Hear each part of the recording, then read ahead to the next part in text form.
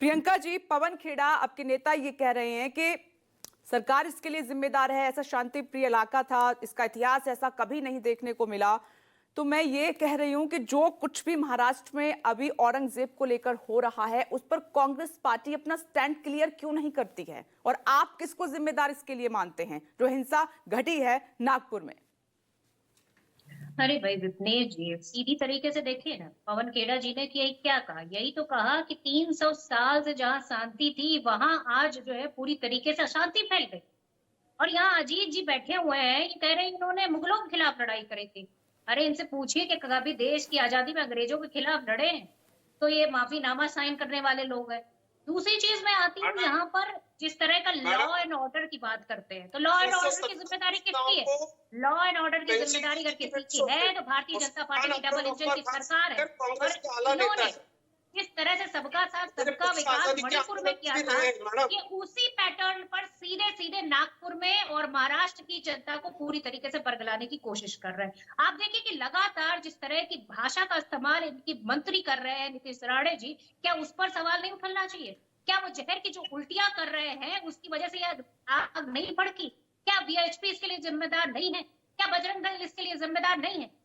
मैं पूछना चाहती हूँ, क्या किसी के मुंह में जबान है या नहीं है? कोई जिम्मेदार ठहराएगा किसी को कि नहीं ठहराएगा? हाँ, देवेंद्र फडणवीस जी चुप क्यों बैठे हुए हैं? सवालों का जवाब क्यों नहीं देते? और छत्रपति आपसे संभाजी कोई नागपुर नहीं संभाल रहा साहब, तो देश क्या संभालेंगे आप?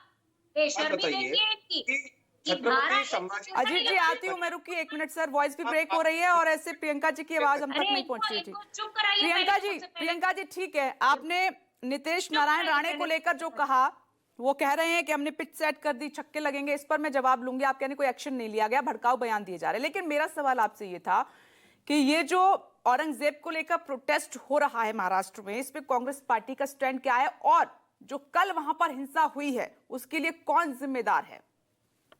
अरे भाई, जिम्मेदार तो मैं सीधे सीधे कर रही हूँ, भारतीय जनता पार्टी की डबल इंजन की सरकार, इनके नेता इनके मंत्री हैं जो भड़काऊ बयान दे रहे हैं, जो जहर की उल्टियां कर रहे हैं, नहीं, जो देश की शांति पत्थरबाजी को हुई भंग है, कर रहे हैं। जो पत्थरबाजी हुई अरे है, भाई, क्योंकि बीजेपी का तो ये कहना है ये सुनियोजित है और शिवसेना का भी यही कहना है कि नहीं नहीं, सुनियोजित ये तरीके से ये सीएम को बदनाम नहीं करने के लिए, नहीं, सरकार को अगर बदनाम करने के लिए साजिश वहां पर रची गई।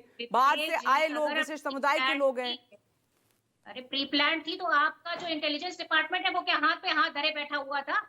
सरकार किसकी है? लॉ एंड ऑर्डर किसके पास है? पुलिस किसके पास है? बेशर्मी की हद होती है इन लोगों की। कांग्रेस पार्टी के पास है। कांग्रेस पार्टी जाएगी वहां पर लोगों को बचाने? मैं सिर्फ इतना पूछना चाहती हूँ कि मैं समझती हूँ कि महाराष्ट्र की जनता, महाराष्ट्र के भाई बहन पूरी तरीके से समझदार है और कांग्रेस पार्टी पूरी तरीके से शांति की अपील करती है कि महाराष्ट्र के लोग इस तरह की किसी भी मंसूबे, किसी भी साजिश, किसी भी जो है धर्म के नाम पर किसी के साथ भेदभाव करना ये बिल्कुल होने नहीं देगी।